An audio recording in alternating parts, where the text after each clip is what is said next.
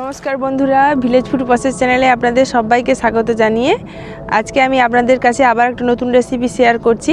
সামনেই সরস্বতী পূজা চলে আসছে। সরস্বতী পূজা মানে কিন্তু আনন্দের সঙ্গে খাওয়া দাওয়াটাও বেশ জমজমাট হয়, তো সেই সঙ্গে একটা খিচুড়ির আমেজ থাকে।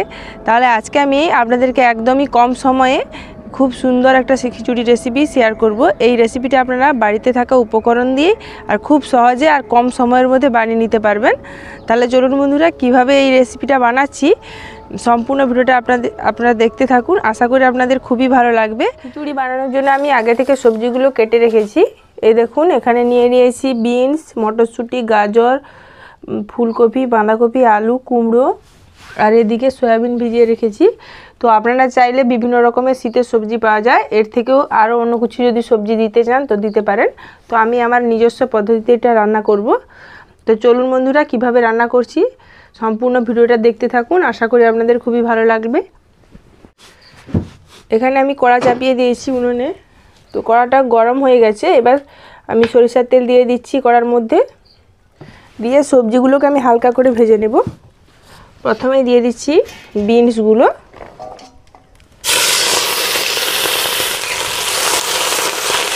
বিনসটা আমি একটু ভালো করে ভেজে নেব। বিনসের মধ্যে যে কাঁচা গন্ধটা থেকে যায় সেজন্য আমি একটু লাল লাল করে ভেজে নিচ্ছি বিনসটাকে। তো সামনেই তো সরস্বতী পূজা আসছে। তো পুজোতে আপনারা অনেকের বাড়িতে কিন্তু সরস্বতী পুজো হয়। তো খিচুড়ি হিসাবে মাকে যে ভোগ দেওয়া হয়, তো সেই ভোগের খিচুড়ি হিসাবেও এভাবে রান্না করে দিতে পারেন। আজকে আমি কিন্তু সেদ্ধ চালে করব, আর ভোগের খিচুড়ি করতে গেলে কিন্তু আপনাদেরকে আতপ চালে করতে হবে। তো অনেকের বাড়িতে পুজো না হলেও কিন্তু সরস্বতী পুজোর জন্য বাড়িতে এমনি খিচুড়ি বানানো হয়। তো আমি আমার নিজস্ব পদ্ধতিতে খিচুড়িটা রান্না করব। এবার ওই সবজির মধ্যে আমি একে একে সবজিগুলো ভেজে নেব। এই দেখুন, গাজরটাও কিন্তু আমার হালকা করে ভাজা হয়ে গেছে। এবার এর মধ্যে আমি দিয়ে দিচ্ছি ফুলকপি। সমস্ত সবজিগুলো আমি খিচুড়ি রান্নার সময় দেব, সেগুলোকে আমি হালকা করে ভেজে নিচ্ছি।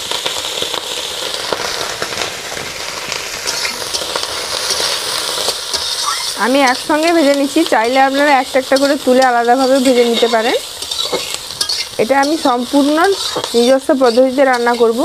তো আপনারা অনেকে অনেক রকমভাবে রান্না করেন, কমেন্টে জানাবেন আপনারা কে কীরকমভাবে রান্না করেন।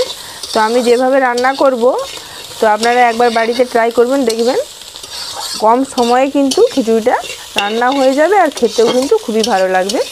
সামনেই পুজো, সরস্বতী পুজো, চাইলে আপনারা মায়ের ভোগে এরকম খিচুড়ি বানিয়ে দিতে পারেন। আমি এখানে পরিমাণ মতো লবণ আর হলুদ দিয়ে দিয়েছি, দিয়ে কিছুক্ষণ সবজিটাকে কষিয়ে নেব। এর মধ্যে গোটা কয়েক সয়াবিন দিয়ে দিচ্ছি। আমি এখানে বড় সয়াবিনটা নিয়েছি, তো আমার কাছে এটা ছিল। চাইলে আপনারা ছোট সাইজের যে সয়াবিনটা হয় সেটাও দিতে পারেন।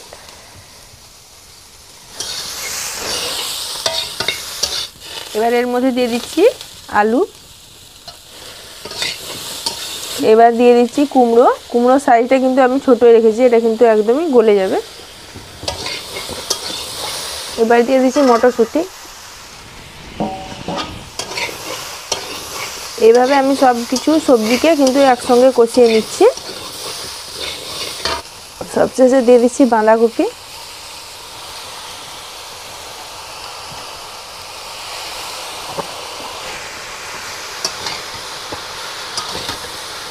সমস্ত সবজিগুলো কিন্তু আমার কষানো হয়ে গেছে। এবার আমি এগুলোকে আর একটা আলাদা পাত্রে ঢেলে নিচ্ছি।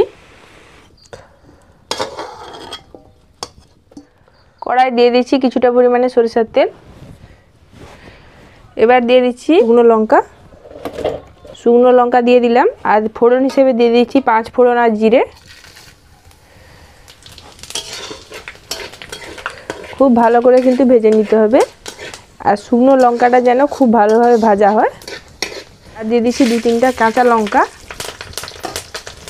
এবার দিয়ে দিচ্ছি আমি আগে থেকে ধুয়ে রাখা মুগ ডাল। আমি এই বাটিটা মাপে 1 বাটি দিয়ে দিচ্ছি। মুগ ডালটা দিয়ে খুব ভালোভাবে ভেজে নেব।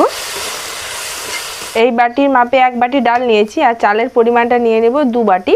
তো আপনারা যেভাবে বাটি কিংবা গ্লাস মাপ করে নেবেন, সেভাবে সেই পরিমাণে ডালটা তার ডবল চাল নেবেন। এই দেখুন ডালটাকে আমি ভেজে নিয়েছি, এবার আমি পরিমাণ মতো জল দিয়ে দিচ্ছি।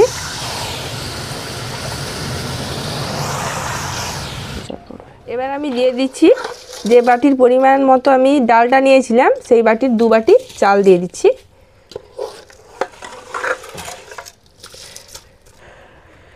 আমি আগে লবণটা দিয়ে দিয়েছি, আপনাদেরকে দেখানো হয়নি। এবার দিয়ে দিচ্ছি পরিমাণ মতো হলুদের গুঁড়ো।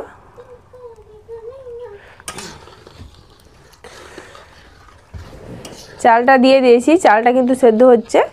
এই অবস্থায় আমি আগে থেকে ভেজে রাখা সবজিগুলোকে দিয়ে দিচ্ছি।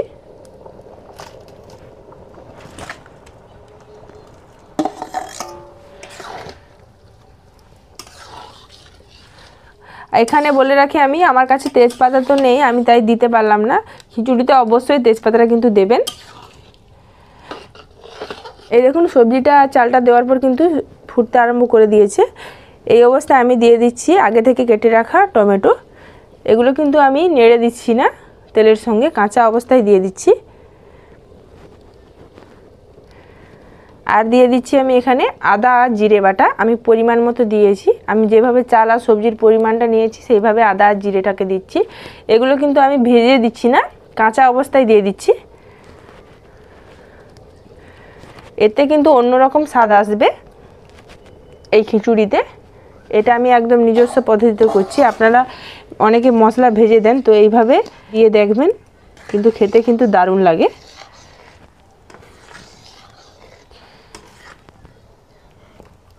একদমই কম মশলা আর কম তেলে রান্নাটা হবে। দেখতেই তো পাচ্ছেন আমি কতটা তেল দিয়েছি, তেলের পরিমাণটা কিন্তু খুবই কম দিয়েছি। আর দিয়ে দিচ্ছি আমি এখানে কুচিয়ে রাখা নারকেল, বাদাম, যে যেটা পছন্দ করেন সেটা দিতে পারেন, খিচুড়িতে সবটাই চলে। নারকেলটা কিন্তু অবশ্যই দিতে হবে খিচুড়িতে। এবার দিয়ে দিচ্ছি আমি স্বাদ মতো চিনি। লবণটা আপনারা পরিমাণ মতো কিন্তু স্বাদ বুঝেই দেবেন। যতটা পরিমাণ নেবেন সেই হিসেবে চিনি, লবণ সব কিছুর পরিমাণটা ব্যালেন্স রেখে কিন্তু দিতে হবে খিচুড়িতে। এই দেখুন খিচুড়িটা হয়ে এসছে। লবণ আর মিষ্টিটা আমি স্বাদ মতো দিয়ে দিয়েছি। আর চাল, ডাল, সমস্ত সবজি কিন্তু খুব সুন্দরভাবে সেদ্ধ হয়ে গেছে। সবশেষে নামানোর আগে আমি কিছুটা পরিমাণে ঘি দিয়ে নামিয়ে দিচ্ছি।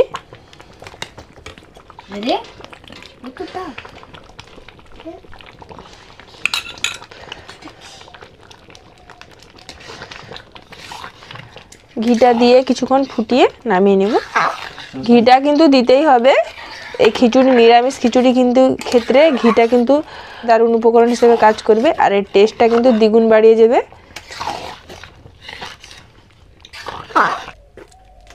এইভাবে আপনারা বাড়িতে কিন্তু খুব কম সময়ে রান্না করে খেতে পারেন। এই খিচুড়িটা খেতে কিন্তু অসাধারণ লাগবে।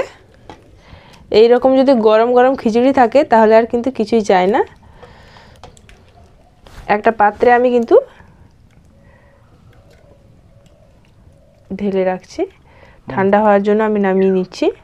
তো আজকের রেসিপিটা আমার কেমন লাগলো তা আপনারা অবশ্যই কমেন্টে জানাবেন।